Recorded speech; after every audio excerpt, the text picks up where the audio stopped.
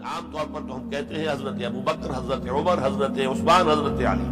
میں نے اپنی ذاتی رائے، حقیر سی رائے عرض کی ہے، اس میں حضرت حسن کا دور بھی شامل ہونا چاہیے 6 مہینے کا، تب وہ 30 برس پورے ہوتے، جو حدیث میں آیا ہے کہ خلافت جو ہے وہ 30 برس رہے گی، اس کے بعد ملوکیت شروع ہو جائے گی۔ تو ملوکیت کا پہلا قدم یہ تھا کہ حضرت معاویہ نے طاقت سے بزور خلافت حاصل کی، اس لیے ان کو خلیفہ راشد ہم نہیں کہتے۔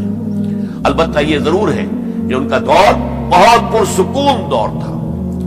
البتہ جب 10 برس گزر گئے حضرت معاویہ کے دور حکومت کو، اب میں یہاں لفظ خلافت کی بجائے دور حکومت استعمال کر رہا ہوں، جو کہ خلافت راشدہ سے ذرا اس کا فرق واضح ہو جائے، تو اس وقت ایک اور صحابی، جلیل القدر صحابی مغیرہ ابن شعبہ رضی اللہ تعالی عنہ، وہ حضرت معاویہ کے پاس آئے اور انہوں نے یہ کہا کہ دیکھیے، اگر آپ نے اپنے بعد اپنا جانشین نامزد نہ کیا تو ہو سکتا ہے پھر فسادات پیدا ہو جائے، پھر مختلف لوگ خلافت کا دعویٰ لے کر کھڑے ہو جائیں، پھر خانہ جنگی ہو جائے۔ 5 برس کی خانہ جنگی میں 1 لاکھ سے زیادہ مسلمان شہید ہو چکے ہیں، قتل ہو چکے ہیں، ہلاک ہو چکے ہیں۔ اب دوبارہ وہی دور نہ آ جائے، لہذا آپ اپنا جانشین نامزد کر دیجئے۔ امیر معاویہ ریلیکٹنٹ تھے، لیکن انہوں نے دلائل دیے، دلائل مضبوط تھے۔ انہوں نے کہا کہ اب کبار صحابہ دنیا سے رخصت ہو چکے، وہ جماعت کہ جن کی تربیت اور تزکیہ، جن کی تعلیم حضور نے خود کی تھی اور ان کو اندر سے پاک کر دیا تھا، ان کی نیتیں بالکل پاک ہو چکی تھی، کوئی نفسانیت ان میں نہیں رہی تھی، وہ جماعت تو اکثر و بیشتر اب ختم ہو چکی، فوت پا چکے، وفات ہو چکی۔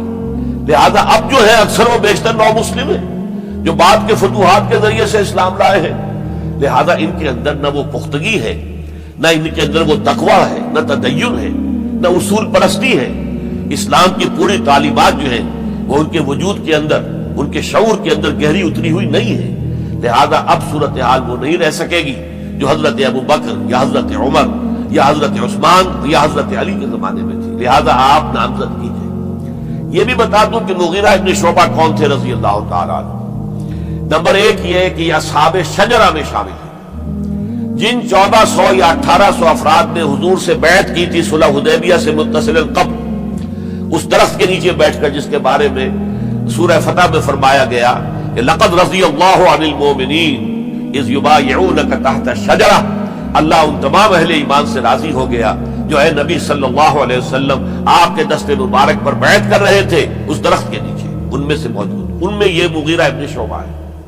پھر مغیرہ ابن شعبہ وہ ہے کہ حضرت علی اور امیر معاویہ، ان کے درمیان جو خانہ جنگی ہوئی اس میں ہمیشہ حضرت علی کے ساتھ رہے، حضرت علی کے ہی وہ سپورٹر تھے، ان کے ساتھ تھے۔ اس پہلو سے اچھی طرح سمجھ لیجئے کہ یہ نہیں ہے کہ وہ در حقیقت کو پہلے سے وہ امیر معاویہ کے ساتھی تھے، نہیں، لیکن اب جو صورتحال وہ دیکھ رہے تھے، جہاں دیدہ انسان تھے، بہت بڑے سیاستدان تھے، جانتے تھے حالات کو، حالات کے نظر پر ان کا ہاتھ تھا، لہذا انہوں نے یہ مشورہ دیا اور پھر امیر معاویہ نے اس مشورے کو قبول کر لیا اور یزید کی ولی عہدی کا اعلان کر دیا۔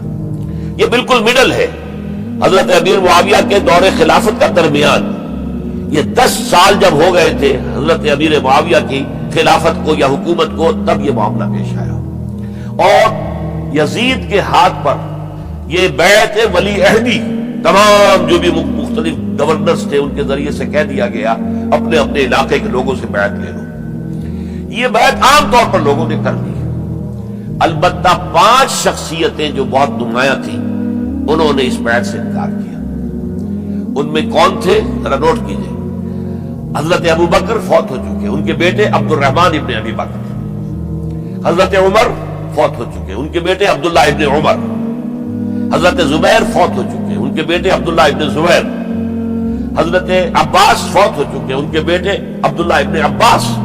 حضرت علی شہید ہو چکے، ان کے بیٹے حسین ابن علی رضی اللہ تعالی عنہم اجمعین۔ یہ 5 جو امت کے بہت بڑے 5 افراد کے گویا کے وہ چشم و چراغ تھے ان گھرانوں کے، انہوں نے انکار کیا، اور ان میں خاص طور پر عبد الرحمن ابن ابی بکر نے یہ جملہ کہا کہ تم چاہتے ہو کہ قیصر و کسریٰ کی سنت پر عمل کرو کہ باپ کے بعد بیٹا حاکم بن جائے، یعنی ایک قدم تو خلافت کا نظام پہلے ہی نیچے اتر چکا، مشاورت سے تو حضرت امیر معاویہ کا بھی جو نسب ہوا ہے وہ مشاورت سے نہیں ہوا۔ ایک درجے میں وہ جو اللہ تعالیٰ کے رسول نے عمارت بنائی تھی شاندار، اس خلافت کا جو سیاسی نظام تھا، اس میں ایک تو کڑی آ چکی زوال کی کہ ایک شخص نے طاقت کے ذریعے سے خلافت حاصل کر لی۔ اب اس کی اگلی کڑی لانا چاہتے ہیں کہ کیسے وہ کسریٰ کے طریقے سے خاندان کے اندر، ایک قبیلے کے اندر یہ خلافت جو ہے یا حکومت جو ہے نسل بعد نسل، باپ کے بعد بیٹا اور بیٹے کے بعد پوتا،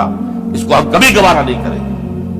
حضرت امیر معاویہ بہت دانشمند انسان تھے، انہوں نے ان پانچوں حضرات پر کوئی تشدد نہیں کیا، کوئی جبر نہیں کیا، بلکہ رہنے دیا، ٹھیک ہے یہ بیعت نہیں کر رہے، ابھی تو بیعت ولی عہدی ہے، کوئی حرج نہیں، لہذا کوئی جھگڑا، کوئی اس وجہ سے کوئی فساد، اس بنا پر کوئی جنگ نہیں ہوئی۔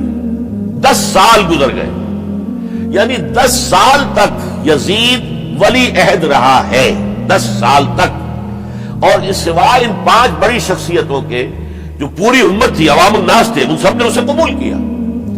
یہ صورتحال اب جب پیدا ہوئی جب حضرت امیر معاویہ کا انتقال ہو گیا، یہ سن 60 ہجری ہے، اب سوال پیدا ہوا کہ وہ ولی عہدی کی بیعت اب بیعت خلافت میں منتقل ہو جائے گی۔ لہذا پھر یہ ہوا کہ سب لوگوں سے، سب گورنروں کو لکھ دیا گیا تمام صوبوں کے اندر کہ اپنے اپنے لوگوں سے بیعت لے لو۔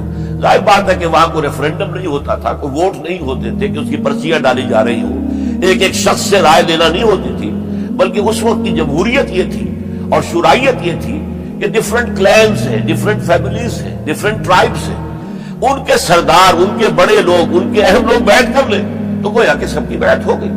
وہ ایک قبائلی نظام تھا اور اس میں یہ نہیں تھا نظام کے ووٹ بنے ہوئے ہوں اور اس کی پرچیاں ڈالی جا رہی ہوں۔ تو تمام عالم اسلام نے گویا کہ بیعت قبول کر لی اب یزید کی بحیثیت خلیفہ۔ اب وہ جو 5 آدمی تھے ان میں سے ایک فوت ہو چکے تھے، حضرت عبد الرحمن ابن ابی بکر رضی اللہ تعالی عنہما، دونوں فوت ہو گئے، لیکن باقی 4 رہ گئے۔ ان 4 کو نوٹ کیجئے، یہ بڑا سینسٹیو ایشو ہے جس پر میں اب گفتگو کر رہا ہوں۔